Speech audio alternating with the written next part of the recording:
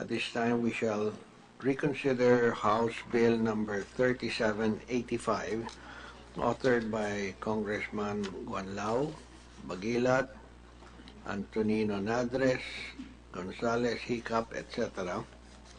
And we are lucky to have with us today the main author in the House, Congressman Guanlao. So we would like to invite him to sit beside us here on the other side of the table, so you know that everybody else is your enemy.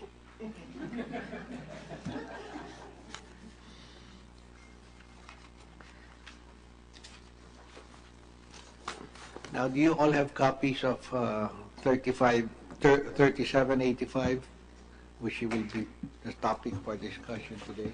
Do you have a copy? Yes. Yes. All right. Now, 3785, incidentally, is actually an amendment to Republic Act 3844, which is the Land Reform Code, no? As amended by RA 10374. Having said that, within that law lies the mandate of the Land Bank. The charter of the Land Bank is not more than, originally anyway, not more than 8 pages, which is the shortcut of the Congress of the Philippines. But in any case, why don't we go through House Bill number 3785, line by line, insofar as their proposed amendments or its proposed amendments are concerned. So if we go to page 2, on line 5, in bold, the new provision is the bank shall allocate 5% of its regular loan portfolio, in parentheses, net of loans to the Bangko Sentral, interbank loans and availments from domestic bills purchase line, close parentheses, which is maintained, will be probably maintained in a separate special window for socialized credit to qualified small farmers, fisher folk, agrarian reform beneficiaries. This facility shall solely finance agricultural products pursuant to provision section 4 of Republic Act 10,000, otherwise known as the Agri-Agra Reform Credit Act. This specialized socialized credit window shall be exempt from the standard rules on lending of the Bangko Sentral and Filipino and the Commission on Audit. Now, just right there, I have about 4 or 5 questions, Mr. Congressman, if you'd like to pull the mic towards you. That makes it easier for our stenographer to record answers. Now, Mr. Congressman, when you say 5% of its regular loan portfolio, in the last hearing, I remember the Land Bank said that they had about 380 billion in total loans. Just regular loans, sir. Which means, or let's say it's 400 billion, 5% will be about 20 billion. Now, is that 20 billion part of the existing, I'm asking the Congressman this, will be part of the existing 25% statutory or mandatory requirement under RA 10,000? Yes, Mr. Senator, it should be part of the provisions of the 20. So this is not in addition to? It's not an addition. Okay. All right. Now, the Land Bank said that they're fully loaned on the 25%. That was the response that was given to the committee. You have complied with the 25%. That when you say you have complied with the 25%, does that include the exceptions like pwede bumili ng treasury bills, pwede bumili ng deposit substitute? Actually, our compliance to the agri loan is 80 billion, Mr. Chair. But that's a total compliance. However, the alternative compliance is minimal. You should be really at almost 100 billion if you're 20%, 25%. Yeah, would be 100 billion. yeah, more or less, yeah. But that's for agri only. We have about 5 billion also for agra. Agra. And then the rest So, will be alternative. Walang hidden con dyan. Our alternative compliance is 4.8 How much? 4.8 billion. 4.8 billion. For the for the agra. Hang on. And then 46. Teka muna, Mr. Herod. We're talking about loans directly to farmers, fisherfolk, or agrarian reform beneficiaries, and we're talking about the alternative compliance. Yes, sir. How much in alternative compliance? Sorry, sir. I think our alternative compliance is 147 million for the agra. And our direct 147 million? 147 million for the... Maliit yun. Yes, sir. Oh. And then direct compliance for the agra is 4.8 billion. For the agri component, our direct compliance is 33 billion and alternative compliance is 46.9. How much? 46.9. 46.9. So you really are not lending to the farmers. Meron silang alternative eh. Yes, Yeah. 46. Mas malaki po. Yeah. We'll just check, sir, kung ano itong compliance, yung alternative compliance. Mr. Senator, I read the financial report of Land Bank. What they included in the report is the loans for LGUs, which I think it's one part of the alternative compliance. Their direct credit support estimated only to 40 billion pesos. However, with that 40 billion pesos, the government itself poured more or less 10 billion pesos. So yung talagang compliance ng Land Bank as an institution, it's still short with the mandated agri-agra. Kaya nga po, when we review this, kaya itong batas na pinopropose natin, we know that any banks, even the Land Bank as a financial institution, cannot really afford to have 100% compliant with the agri-agra.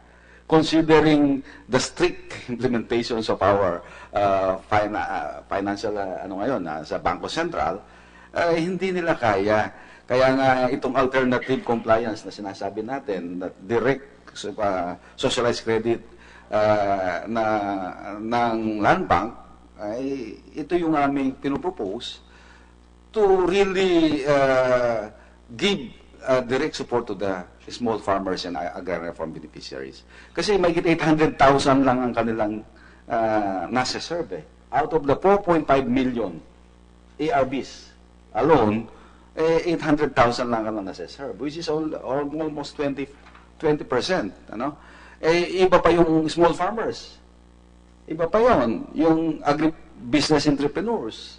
Kaya talagang yung expansion natin ng agricultural development sa countryside, hindi natin talaga mamimit unless we make some amendments to the existing programs and even loans that itong ating mga laws that we have to implement, Mr. Senator. Maybe we should ask the Land Bank, how will this bill increase your lending, direct lending to farmers, fisherfolk, ARBs? Actually, Mr. Chair. I mean, meron na existing law at ginagamit po ninyo yung palusot, no? Yung alternative compliance. Now, will this bill, if passed into law,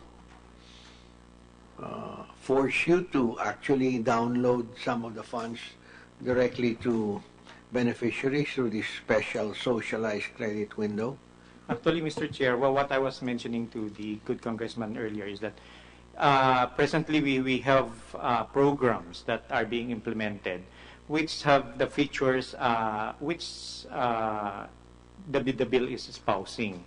The only difference is presently that portfolio is also supervised by the BSP, unlike in the proposal that this will be exempt. However, as I've mentioned also earlier, we have... What are you saying? It's supervised by the BSP, meaning the BSP sets it's part of the limits, portfolio. standards on It's the it's part borrower? of the portfolio that is being supervised by the BSP. But Yeah, I yeah. guess Give it to me in plain English. Give it to the committee in plain English.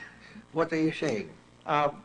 The None of portfolio the farmers is included in the will computation of the Will meet the standards set by the BSP? hindi, sir. borrowers? What we are saying is that the portfolio will be included in the calculation of the risk-based, like the computation of the past due ratio, the NPL. Sure. Unlike what is being proposed is that it will be excluded or carved out.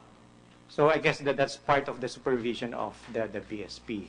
What I mentioned to the congressman earlier is that even if we have it as part of the supervised portfolio, there are credit mitigants that have been instituted just to address the risks that are being faced by the bank by lending to the sector.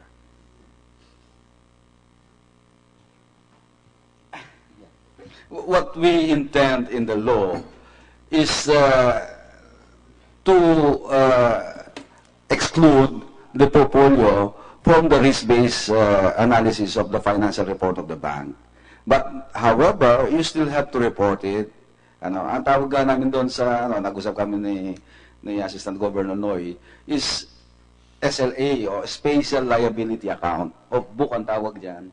But when you report as a financial institution, i-report mo rin yan. Ang dyan, exempted ka nga dun sa past due ratio, exempted ka dun sa collateral risk-based, kung yung mga ganon na financial, which I think Bangko Sentral agrees during the hearing in Congress. Kanina kausap ko si Mr. Mello, this is just like yung sa home guarantee na sinasabi mo, di ba? Na itong lahat ng loans on that home guarantee are exempted from the financial performance of each institution dahil ito ay specialized supervised credit program. So, ganun po yung pagka-craft nitong batas. Isn't that why the home guarantee is broke? I mean, does the land bank agree to have such type of portfolio? Is this recommended by land bank? Itong bill ni Congressman Guan Lao. If the portfolio will be carved out, that's something that can be worked out, Mr. Chair. It's just like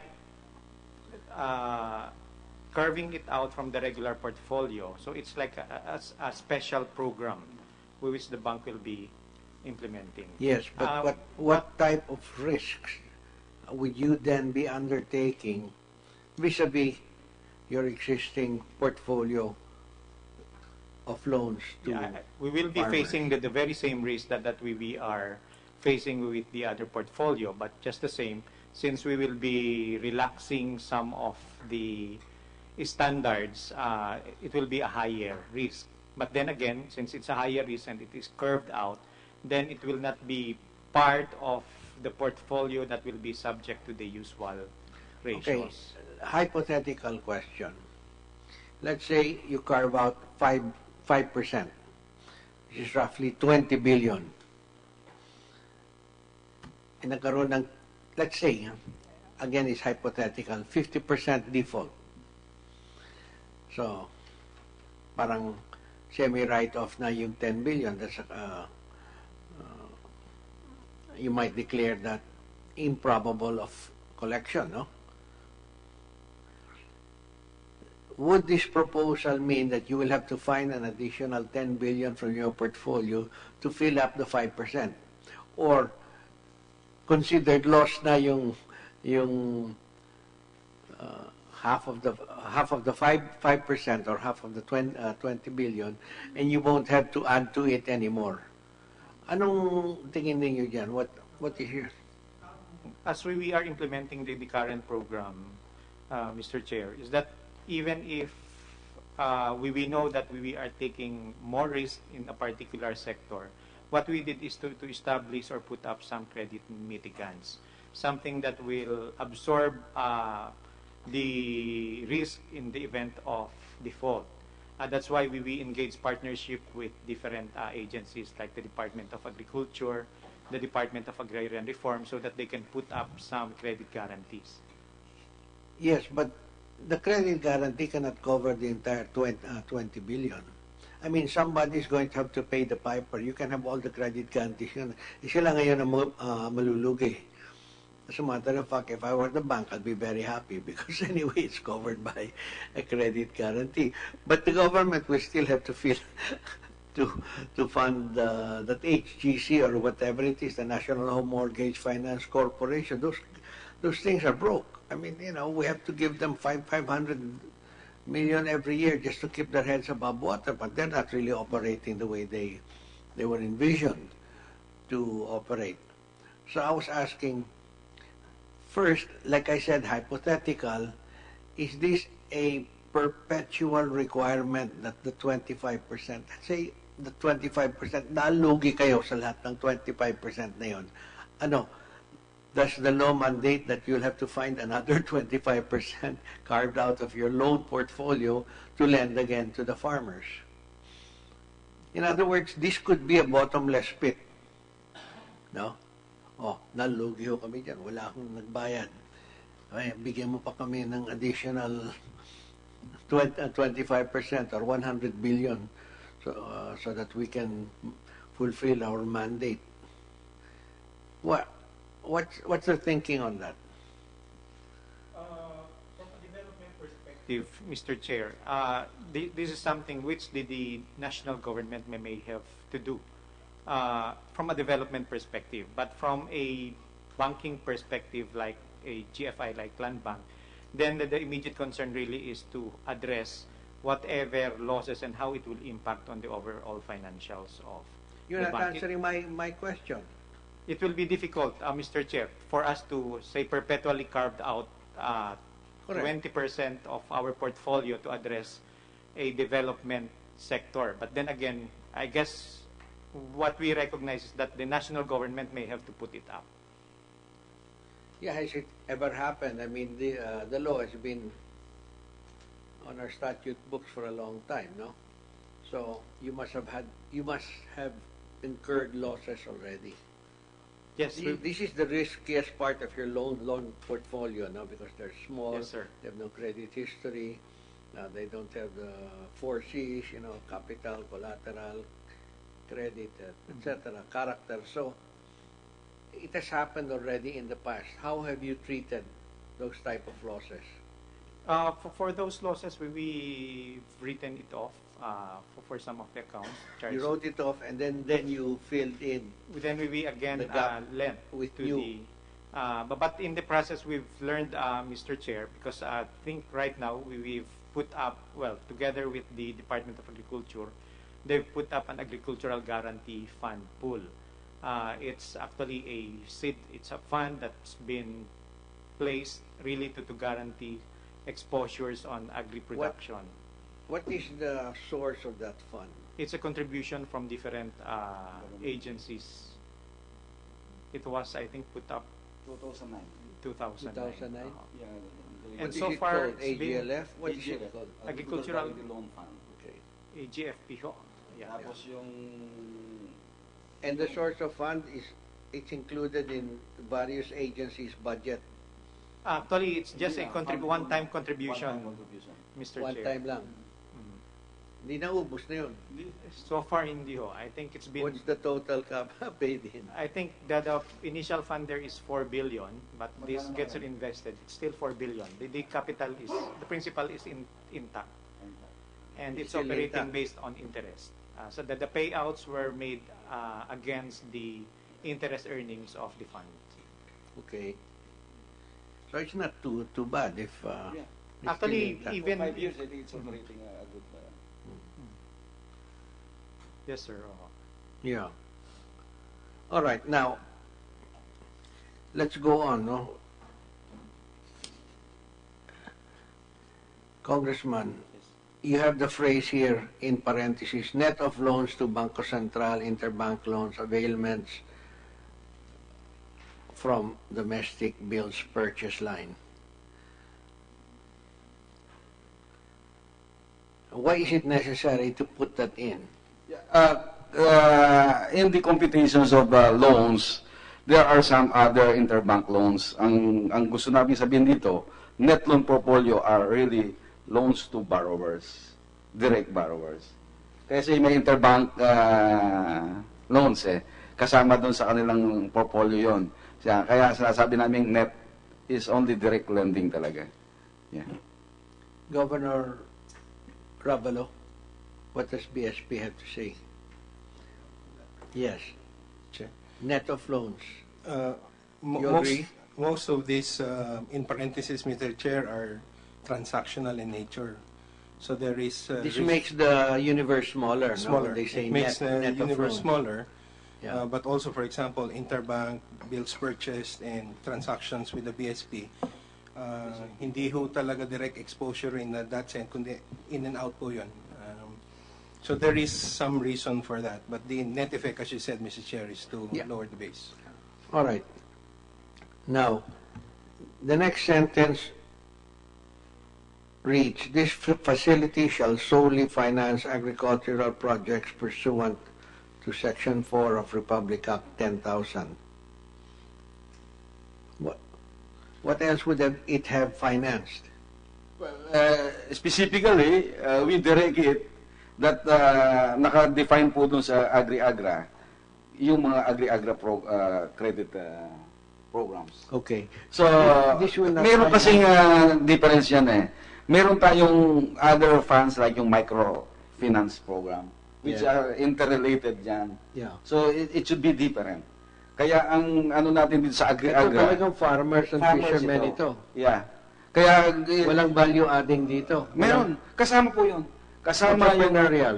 Ah, Entrepreneurial. kasama po yung agribusiness, facilities, Okay. and value added. Naka-define yun doon under the Agri-Agra sections. Kaya inalo namin ganyan para lahat encompassing. Basta ang ano niya, related to Agri and Agra, lahat po, hanggang value added, hanggang trading and marketing kasama. So you have the word agricultural here means related to agriculture in its widest. Why the same? Meaning. Meaning, yes. Okay. Now, the specialized socialized credit window shall be exempt from the standard rules on lending of the Bangko Sentral ng Pilipinas. In what way will it be exempt?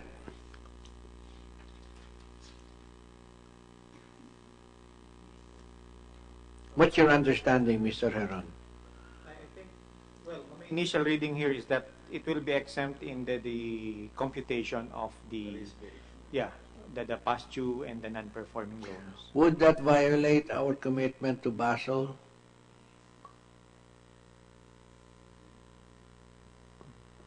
Governor Rabalo. Mr. Chair, under the Basel Accord, or all loans should take a 100% risk weight unless it is past due or no, in that case the risk weight will be higher. So it is a deviation to the Basel Accord. We are at the country. Would you get into trouble? I mean, I'm sorry, would Land Bank get into trouble? For the Philippines, Mr. Chair, we are subject to what is called an FSAP, a Financial Service Assessment Program. That's normally every 6 years or so. We just had one in 2010. This will be looked into. This will be what? Looked into by the visiting mission, yung mga deviations from international norms. Yes, so what do you think? We don't want them slapping us later on and saying, ba't di nyo ginawa ito? One possibility, Mr. Chair, if Congressman Gonlao will also consider, is to segregate the competitive portion of Land Bank versus the socialized mandated credit window. In previous research done, one of the main points being mentioned was we as a country use DBP Land Bank as both a bank licensed by a regulator and as a social development entity. Napaghahalo po ito. My understanding from the intent of Congressman Ganlao and his colleagues is separate to in one way or the other. I'm just trying to imagine, Mr. Chair, I think what Congressman wants is something like a treatment like a trust account. It's in an off-book. So in that sense, it will be governed by its own So ito rules. parang magiging off-book ito. Yes, Mr. Chair. Because it will not be computed on all your risk-based analysis, etc. Except that in the trust book regulations, Mr. Chair, it has its own regulations. The way I read this phrase that there will be no regulations. Tama po ba ang intindi ko? No, there will be. Kasi nga, pag napasa itong batas ito, I think an IRR should be, and implementing rules and regulations that will govern the implementation of this. Yeah. So, if my understanding is correct then, Mr. Chair, is that what is being exempted would be the underwriting standards. We have a social mandate, which is not necessarily going to be on capacity to pay. There's a mandate to lend, which goes back to the point of the chair, who then bears the burden of that subsidy. Okay, if you can live with it,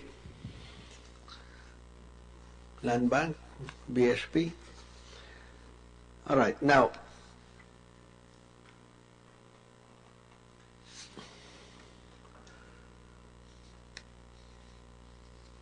wait, there was a question I had this.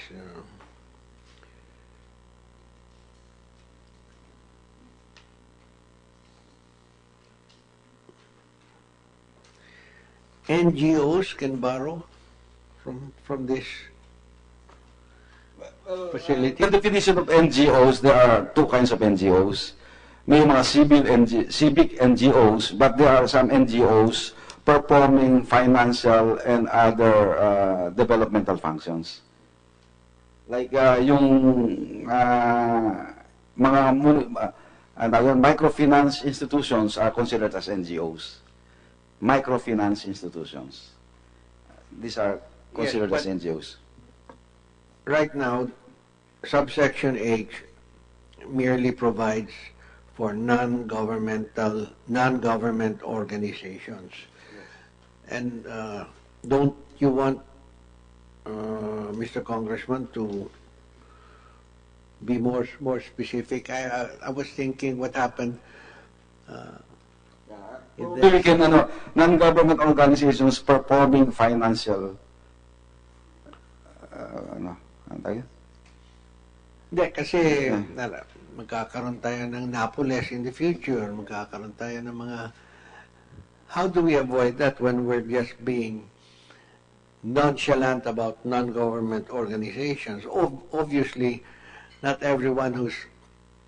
I think we've got tens of thousands of NGOs registered already with the SEC, no? That would technically qualify all of them to borrow from this special lending facility. I have to qualify. Yeah, I think probably, Senator, we could amend it to qualify non-government organizations with financial intermediations, which are financial Would you propose intermediaries. something? As I understand, Mr. Chair, there is already a law that, or probably a policy of the government that already accredited the microfinance NGOs, and they have certain provisions already to make sure that they operate properly. Probably those are the groups of financial institutions That's that they the would like. intent. But all right, 10 years from now, there'll be a different set of officers in the land bank.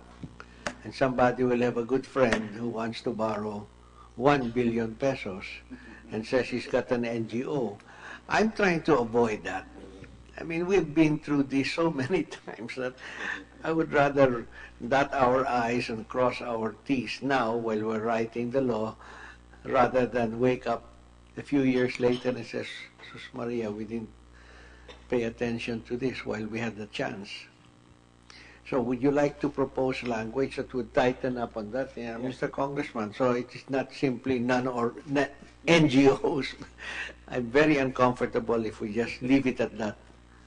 Diba? Yes. Governor Rabelo? May I just digress, Mr. Chair, on the specialized window? My understanding is, if we're going to treat it like a trust, it has its own balance sheet, so separate sourcing, separate use of funds, so that it doesn't affect the performance of the bank proper. So if this is going to be funded by government funds, for example, yun po yung entrada mo sa fund source. And then the deployment of the window will be... Teka muna. When you're talking about government funds, you're talking about funds other than land bank generated funds? In terms of creating a window to lend, Mr. Chair, to be able to carve it out, we also need to carve out the source of the funding. That's correct. Otherwise, But the source is still the land bank. from internally generated Yes, funding. we are. I don't think we have identified any source in the budget for this. That's why I was wondering whether this would be a perpetual loss or drain on the resources of the land bank. Because certainly it'll be riskier, certainly your default rate is going to be higher, certainly then every year you're going to have to add good money after bad, no? Right now, Mr. Chair, if that is the structure that we are envisioning in this bill, this will be inconsistent with RA 10,000, and it will be, I think, directly inconsistent with the Basel III framework that we have right now. We will have to craft language to make this. So we will wait for that. We will try You to draft language. Huh? draft language for that, Mr. Chair. Vida? All right. And then there's a special interest rate equivalent to not more than 75% of the bank's prevailing rates for loans to cooperatives. Mr. Congressman, what is the bank's prevailing rate to cooperatives? I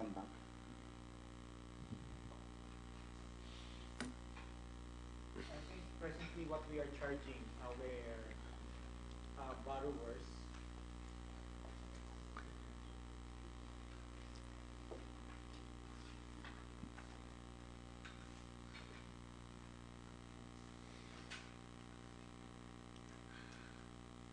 actually this is based on PDST R2 but it's in the range of 9 to 10 but that's to the conduit. Ano? In the But range of 9 to 9 to 10%. 10%, but that's to the How about to land bank? to the Land bank mismo. Magkano yung pinapasa? hindi. If we are under the program that we are implementing, similar to what What being program proposed. is that? That's the Sikat Saka, Mr. Senator. What's the source of funds? There's a land bank fund. We were actually using a land bank fund, but the Department of Agriculture put up an equal amount which will be used to guarantee whatever exposure. Yeah, but we'll you're be having. talking about the guarantee fund. No? Actually, sir, the lending, the money used for lending comes from land bank. And Yes. in case there is a, Zero risk yan. it's zero risk on the part of the bank. But in the case, It's zero risk nga kasi may guarantee. There's a guarantee But from- I'm asking you, what is the interest rate that you charge to cooperatives? it's 9 to 10 to the cooperatives. But under this program, it's a direct lending to the individual farmers. Why are you charging such a high rate when you've got a guarantee? For the Medyo masakit yan. What's your normal, what's your prime rate now to the big boys? Yeah, average, three. actually it's based on what we call as PDSTR2. It's about for a year it's 2.7, and then it's based on a spread. If it's a high risk, and then it's about +4. 6, 7, yes, about 4%. Why are you charging the cooperatives then if you have a guaranteed? Sorry, sir. I think it's in the range of 7 to 9 when you release the PDSTF. I may not have updated my figures, but based on the PDST R2 rates, and the spread that we charge, it will be in that range, 7 to 9. So now you'll have to live with a bigger discount. So what you will do now is you will increase your interest rates to the cooperatives so that your 75% rate will still be nice and sweet. Actually, my understanding, Mr. Chair, on the proposal is this will be on a direct lending to the farmers or by way of conduits. No, I think very clear naman dito that may conduits ang So it's still- Land Bank cannot do it alone, I don't think By so. way of conduit. I mean, there's a blanket subsection here, section J, all other conduits that will be deemed qualified by the bank. So, you know, you're opening up. But our suggestion, Mr. Chair, is rather than an absolute amount that will be charged, our suggestion is to provide a rebate, because this is what we are doing right now. And it becomes an incentive for good payment or timely payment of Yes, loans. that's good, you know. So in place of actually saying that the interest rate will be 75% of the prevailing, what we are saying is we can reduce we can give rebates based on performance. So effectively, if they've been paying the loans on time, then the rates will be reduced.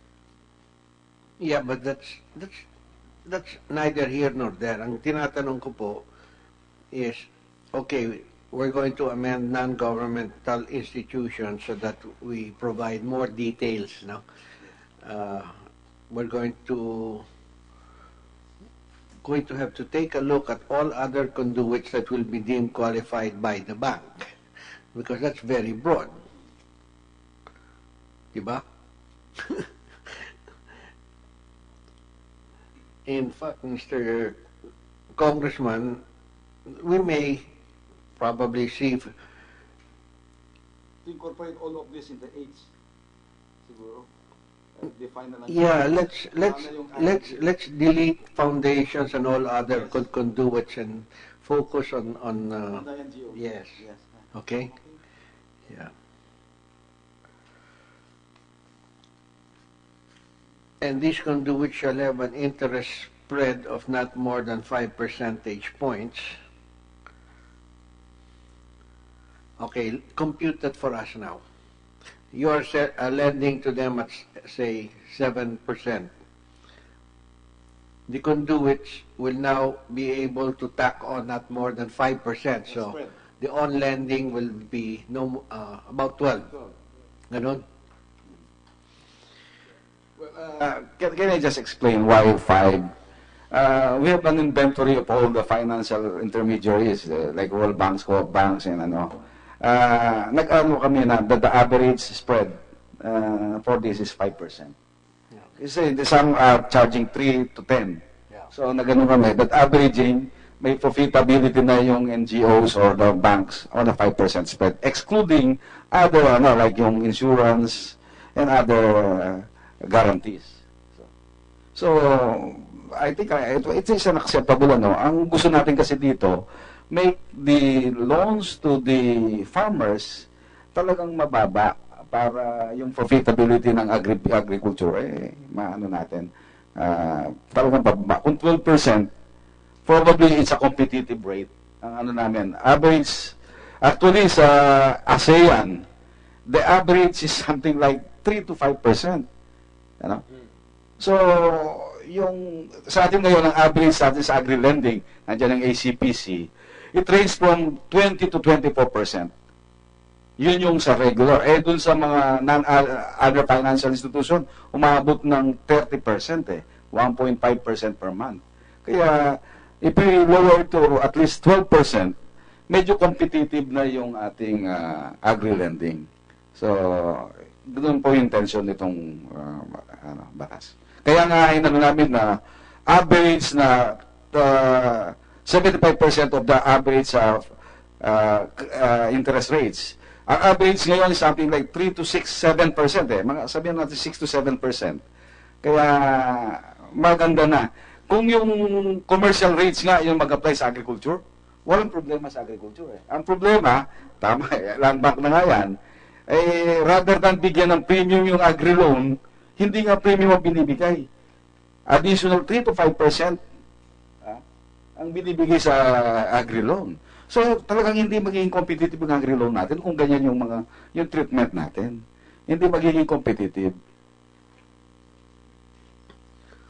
Thank you, Mr. Congressman. Actually, I view this from two angles, no? Currently, kung makakahiram po yung magsasaka, talaga napakataas ang binabayaran niya. That's you have facilities like this to take the place of the traditional lending from the rice mill, the traders, etc. No? At saka yung 5-6er.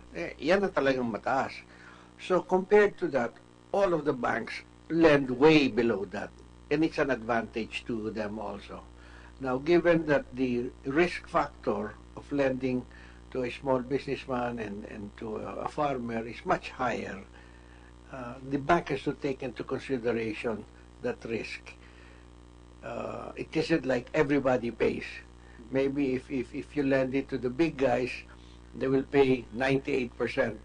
If you lend it to the medium guys, they'll pay 88%. If you lend it to the farmers, you might get a 20% to 30% default rate, depending upon how strict you are in your lending criteria. So we understand that. So we are not saying that you should go down to the level, to the rate that you charge San Miguel Corporation or SM, because that's a completely different thing. Pero sa akin, if I used to borrow at 30% and I'm now borrowing at 18%, that's a big plus already. No? That's a big plus. So the availability of credit alone. Now, what is the normal tenor of your credit under this window? Is there, are these crop loans good for 6 months? Or? Project to be funded. So if it is like a production loan, then it will be based on the cropping Yes. pattern of the commodity. So kung rice, 3 to 5 months, 6 months, ganun lo, no? Based on the cropping patterns, production period. Can the land bank furnish the committee with a profile, just a general profile of your borrowers and how much are lent to rice farmers, what are the terms, what's the tenor of the loan, what has been the default rate, etc. We'll do that, Mr. Chair. Thank you. There is a, this is beside the point, no, but in Thailand, practically all the rice farmers have collateral-free loans every start of the planting season. Are you familiar with the system in Thailand? Alam mo, at the beginning, say 2 months before the beginning of the planting season, because harvest na yun, no? Then your feed lice follows, then you start planting your seed bed, you start plowing and harrowing and allowing the materials in the field to decompose for a while. Tinatawagan na lang ng government. They have a central rice authority, parang NFA nila, and they will determine the price for the next harvest. So they will all agree. So, we, the government, we will guarantee, but you set the price. So they'll talk to the traders, sasabihin na traders, all right, 16 or 18 pesos, the equivalent, 18 pesos per kilo. All right. If you buy below 18 pesos, if your trader sells to you below 18 pesos, you come to me, I'll pay you 18 pesos. All right. With that, the farmer can go to the bank, and the bank will lend him 60% of 18 pesos. Collateral, walang ano. Parang Kedan style. Yes. Actually, No, we're doing that before, when our Quedanco is still in good shape. So the farmer doesn't have to cry because the government sets the price. You're allowed to borrow 60%. All you have to do is have the relationship with the bank already na alam nila you're really a farmer, you really plant 2 hectares or 3 hectares, you're a steady grower, etc. That he's assured of a crop loan. And then he pays the crop loan at the end of his planting season. Otherwise, he doesn't get his crop loan for the next season. And I don't know why we haven't copied that. Yeah. Actually po, baligtad. Lahat na po ng programang yun ay kinopya ng Thailand and even Indonesia, even Vietnam now to the Philippines. This was started during the Masagana 99 supervised credit. But the problem is, they institutionalize it. Tayo hindi. Baligtad ang nangyari. So what's been done in Thailand is just like what we've done before. Nung yung mga institutions natin, nandyan lahat. Ang problema nga, because of so many problems that we've beset, because of this, nawala na yung mga institutions that we develop. Kaya nga, probably we have to regain that. So talaga yung agri-credit natin, sa totoo, pinaka-worst ata, how many years. Wala, hindi talaga, even though we crafted so many laws, hindi po talaga. Kaya nga, unahin siguro natin sa gobyerno muna. Kaya nga land bank muna yung ating, then probably the private sector will come in later kung maayos na sa pag-implementa sa gobyerno. Mr. Chair, if I may, in support to your story about the Thailand system, in fact, some private institutions are already doing that, supporting the farmers. For example, Yasaki Torres has 30,000 employees in their factory. Yasaki Torres. It's a manufacturing. Yeah. What they did, they Welding harness, no? Yes, Right. yes, sir. They contracted the farmers in Mindoro. They provided the equipments, machineries, and then they are the ones who will buy the produce. At least there is a price stability in that sense, and that's what our farmers, I think, needs. But these are few and far between. You cannot depend on CSW, and it has to be a nationwide program, and it has to be standard that the farmer doesn't have any more problems with financing. And I'm only talking about rice. Maybe we can go to corn also, because rice and corn are two most precious cash crops and prime commodities, no? But this is so simple and so standard that government should be the one implementing this. Madali. Yes, sir. That is why in our assessment in this proposed bill, what we're thinking of is that the agencies providing agricultural credit should be concentrated these funds into a guarantee so that the private financial institutions can support wherein risks are mitigated. Considering that based on the result of the study made, it seems that the government doing the credit extension to farmers are not really progressive or I would say successful. If these funds will be pooled as a guarantee fund, then private institutions, private financial institutions can actually support. And then the agricultural agencies or agencies of the government supporting the farmers should focus on its core business, which is enhancing their productivity and providing them with the facilities so that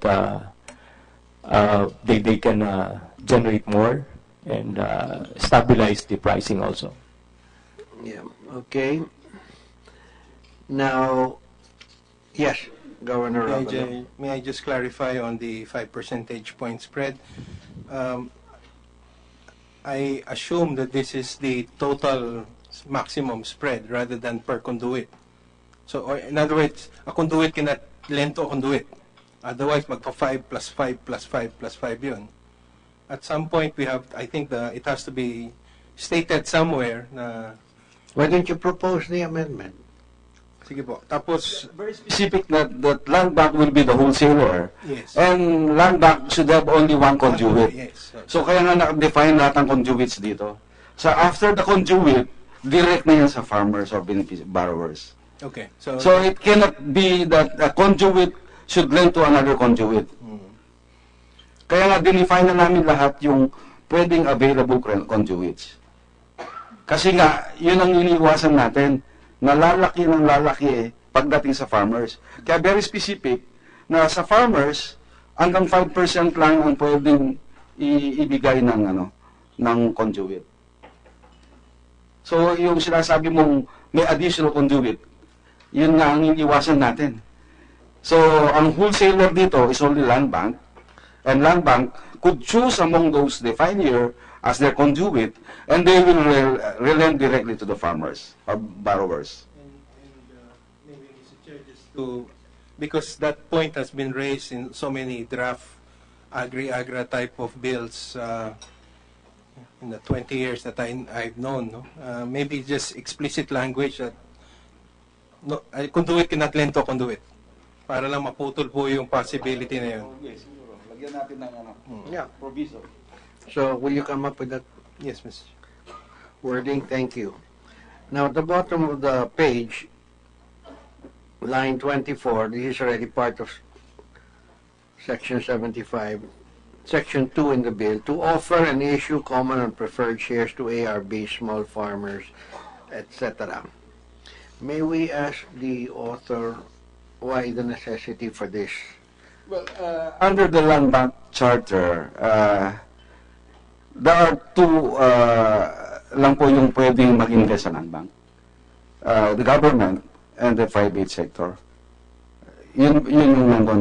So, kaya namin sinama to, may problem yung like yung mga rural banks and financial institutions, hindi sila kasama dun sa pwedeng mag-invest sa land bank. Para reflow ang tawag dito po. Para ma-recapitalize ang land bank, nag-ano kami na mag-reflow. That all the cooperatives, the financial intermediaries, should also have to invest sa land bank. Have to? Yeah. Kung ayaw nila. In-open po natin na mag-invest sa land bank. But ang ano dito, they will be exempt again. That might not be a good investment. Huh? Yes. Exempt sila doon sa DOS-RI.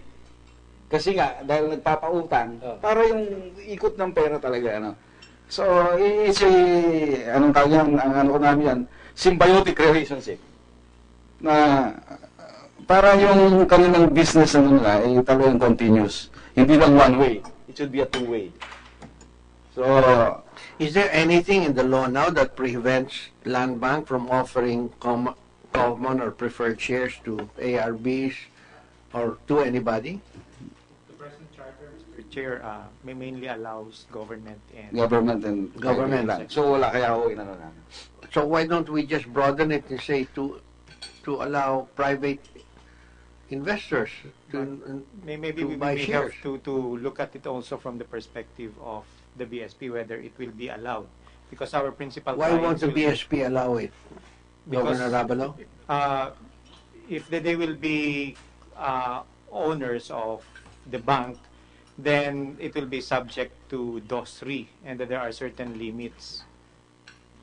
So I think that proposal will have to be evaluated on subject to certain bank No, I'm regulations. talking about a normal, regular investment scheme for any bank, whether you're PNB or DBP. I mean, we want to open it up to the public if they wish to invest.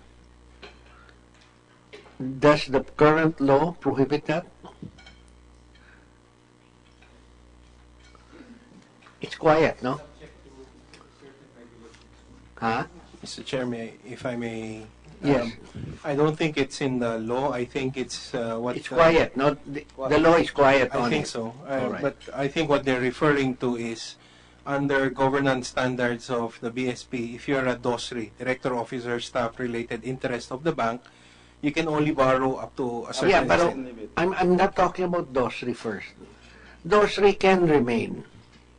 All I'm saying is that we should allow investments in our banks to make it also more transparent, no? Such as, we have allowed before in PNB, di ba?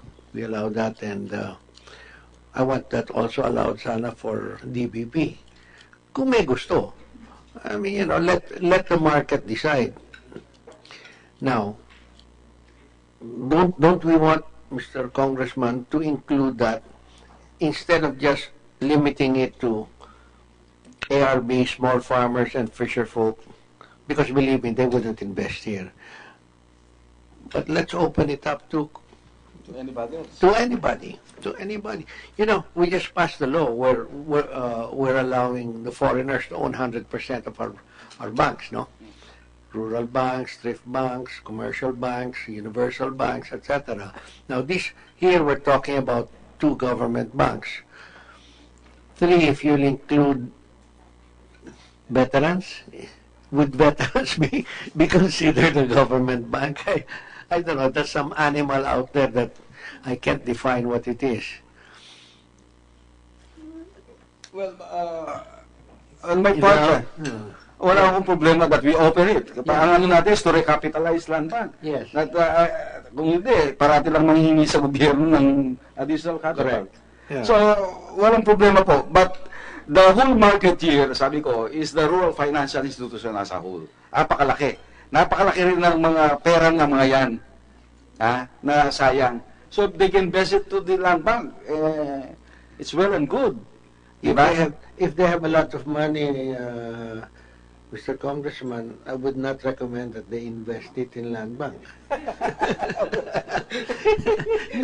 No, because we're using land bank not to subsidize a lot of activities, Yeah, which is the beauty really of a government bank. No, to me, development banks rural banks and government banks are restricted by BSP. Kaya nga nilagay namin dito para authorize sila na pwede mag-invest. Kasi restricted din ang investment nila under the banking rules. Kaya nga nilagay namin. So kung under the banking law. yes, restricted din ang investment nila. I don't recall I will check, Mr. Chair, but I don't recall a provision from the BSP side that prevents anybody to be a shareholder of the GFIs. I think it's a preference. It's in the charter of the GFI. Yeah. Because of the DOSRI. Ganito kasi yan. Kung nangunguta ka sa land bank ng 100 million line, at ngayon investor ka ng land bank ng 5 million, you're limited to 5 million lang ang pwede mong, because you're DOSRI. Ito yung inaalis natin dito. Like Rural Bank A, may credit line sa land bank na 100 million, and he wants to invest 10 million. Ang gagawin ng kung may investment ng 10 million, madodosri siya ng Bangko Sentral. 10 million lang ang pwede niyang utangin. Up to the investment. So ito yung inano na ating batas. No, but I'm not talking about somebody that wants to borrow a big amount from land bank. I'm talking about people who just have money to invest. I mean, there are many funds that invest. They don't borrow money. They manage. They're asset managers. They're equity managers. So that's the type of investors that we're looking at. Of course, DOSRI will have to stand because that's directly related stockholders, directors, etc. No, so that is a safety measure that all banks have. But opening it up doesn't mean that people are going to be scared because of those three. If I were going to borrow money from land bank, I will sell my shares. But otherwise, I want to invest. I might want to invest. I want to spread my risk. I might be investing in 4 or 5 other banks. So maybe some in Metro, some in Land Bank, some in BDO, some in ganon. So why don't we just allow outside investors to buy shares in Land Bank? What would you recommend, Governor Rabalo? I think, Mr. Chair, it will be consistent with Republic Act 574 and 10641. Republic Act 574? Is the entry of foreign equity into rural banks. And 574? 574. That Wow. was passed just 2 months before 10641. 10641 is the foreign lib, the entry of the foreign banks, the new entry. 574, that's only 3 numbers. When was this passed?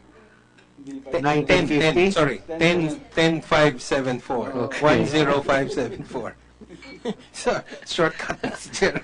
Daming numero. I think I sponsored that. Yes, Mr. Chair. But not 574 because that's my grandfather siguro.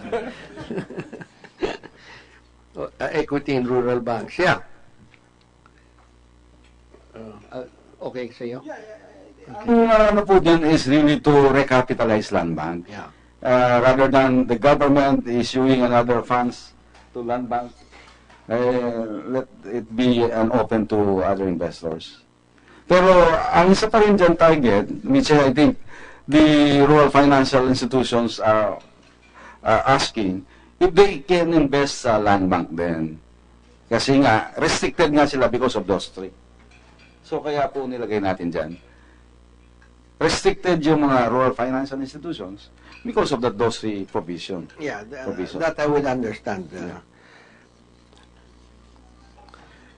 All right.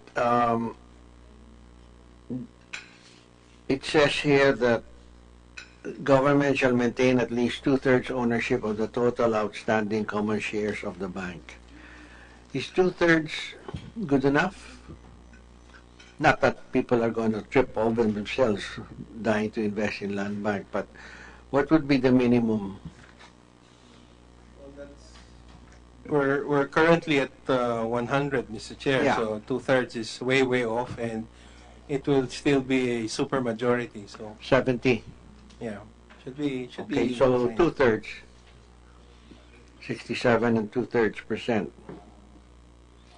This line, preferred share shall be non-voting. Why don't we just leave that to the normal? There are some provisions na under the charter na merong preferred shares na voting. Yeah. Kaya nilagay namin na non-voting sila. It really doesn't matter. It's up to the management of the bank. But it should be part of their charter. Ang charter kasi ng land bank is by law. So we have to can only amend it by law. Then we'll have to add about 20 pages to this if we're going to write the details of the charter. What do you think?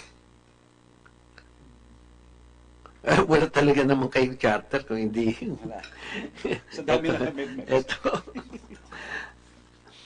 I've always wanted to have a charter for land bank.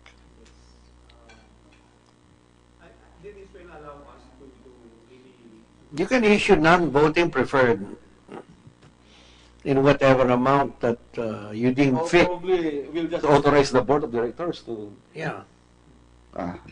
Pwede rin. Nandun naman sa other Yeah. probably even yung rules and ilagay na lang natin sa proviso.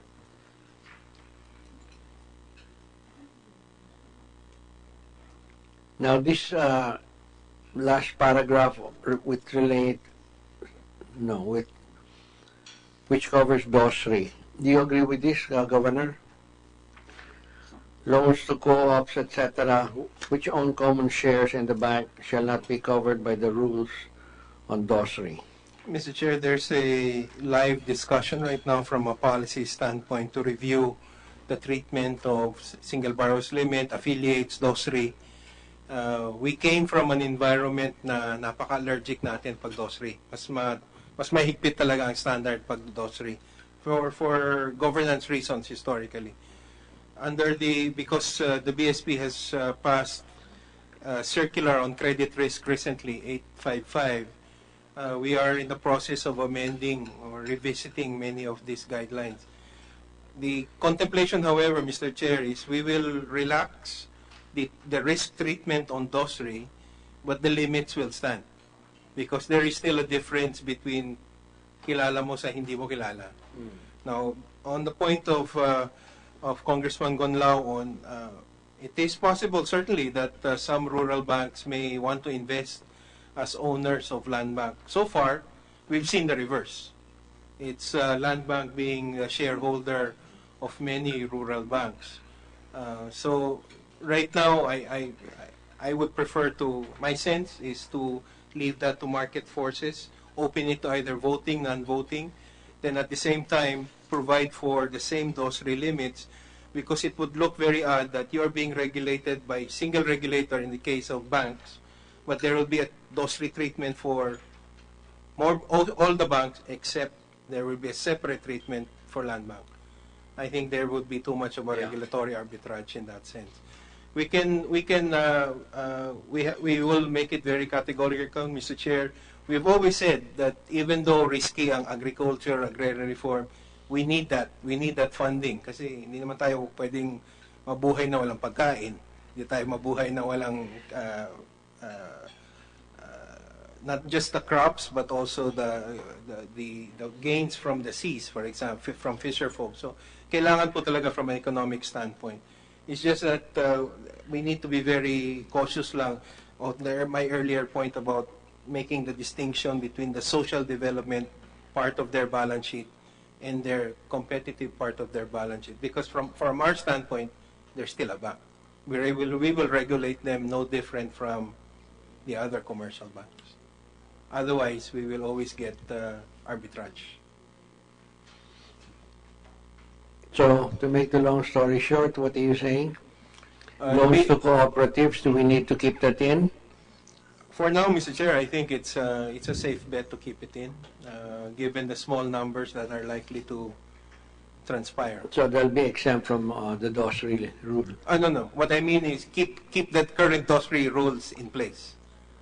So then we just delete this? That's my suggestion, Mr. Chair. Now, is that all you want to add to the 8 pages of the charter? We'll make another 2 pages and that's it. You know, the land bank has to come up with a new charter already. So sa akin, okay, I have 3 pages, no? 1, 2. The other one, 4 pages. So we can go ahead with this, Mr. Congressman. With your permission, we'll finalize this bill. But of course, subject to those additional suggestions, amendments from Land Bank and BSP. Yes, Governor. Just to clarify, Mr. Chair, I didn't quite see who will be tasked to do the implementing rules and regulations with respect to the specific items of the carve-out and stuff like that. Wouldn't that be BSP? Should that be in the amendatory bill, Mr. Chair? Or is Yeah. that assumed? Yeah.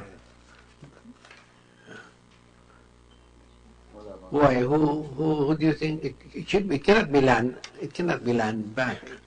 It's just that it's silent in the bill, Mr. Chair. Okay. I was suggesting that there should be some. BSP. Yeah. Consultation with land bank. Yes. And consultation is fine. Bina, BSP to undertake the IRR. Okay. Any other matters? None? All right, Congressman.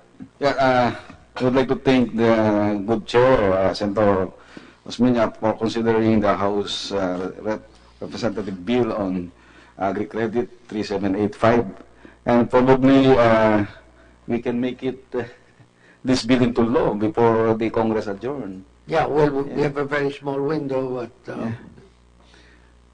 next week we're on holiday, unfortunately. Yeah, we still have another, probably And then the 2 week weeks. after, Senate has to tackle the budget. Yeah. Katatapos lang ninyo. Opo. Now it's our turn. So the earliest that we can consider bills on the floor is December 1. And we have 3 weeks. And we have less Less than 3 weeks. because Yeah. I think December 18 is our last working day, no? And then I want to reserve January, the 2-3 weeks in January that we have is for BICAM. BICAM and passage and the BICAM report. So we're really tight. So we would appreciate receiving your inputs by saying in 1 week's time, so that we will be able to come up with a committee report and file it by December 1. And hopefully nobody will take too long questioning on the floor. We will ask Mr. Guanlao to come over and answer the questions on the floor. Thank you very much all for coming, and this hearing is suspended because it includes other bills that we're still considering. Thank you. Thank you, Congressman. Thank you po. Yeah.